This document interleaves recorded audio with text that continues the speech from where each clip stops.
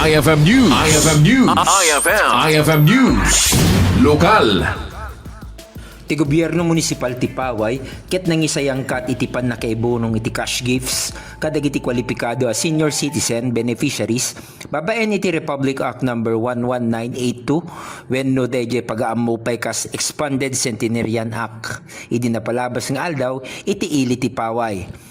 Iti babaen ti RA number 11982 dagiti kwalipikado a Filipino senior citizens nga agtawen iti 80 ket 5 siyam apulo ket 5 ket may carry iti 10,000 pesos a cash gift.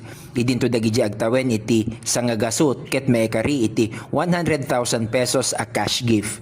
May batay met detoy kadagiti kasapulan ken implementing guidelines iti programa iti expanded Centenarian Act.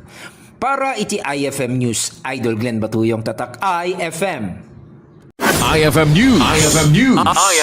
IFM News. Lokal.